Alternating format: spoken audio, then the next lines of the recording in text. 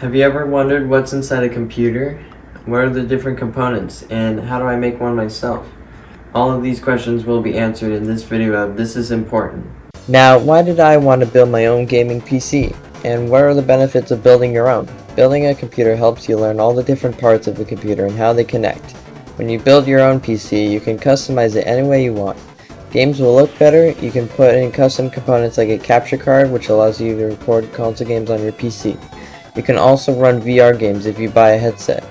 You can buy cool LED lights and have a custom case, or even have liquid cooling. The possibilities are endless. The main parts of a computer are the motherboard, the CPU, the GPU, the RAM, the power supply, and the hard drive. The motherboard is the component that connects all the pieces together so they can talk and send information to each other. The GPU, or Graphics Processing Unit, is the renderer of your computer, which generates images and sends that to your screen. The CPU, or Central Processing Unit, is the brains of the computer. It runs programs and performs calculations. There are two companies that make CPUs, Intel and AMD.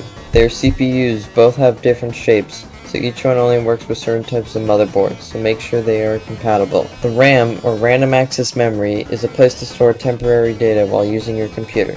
The more RAM you have, the faster Chrome and other applications will run and load. Power supply is like the battery of the PC. It supplies the necessary energy to run your computer. Finally, the last component is the hard drive. This stores all of your computer's data. There is a different type of storage called an SSD, or solid state drive. It is a faster version of a hard drive, but has less storage capacity. All of these parts go inside a case, which can range from small to very large to store more components. Each case has a unique look and can have rainbow lights on it. A great website for making sure parts are compatible is PC Part Picker. There you can see how much it costs, and you can pick the right brand and model for each component of your PC. Finally, it's time to build your computer. It's important to know that nothing should go in with too much force, otherwise you might break it. The first thing you want to do is take out your motherboard and CPU. Open this latch to reveal the slot and carefully slide it in, making sure that the notches line up, and close it. Next, you need to install your CPU fan. Yep, it has its own personal fan. Apply some thermal paste to let the heat travel between these two components, then screw the fan into the motherboard.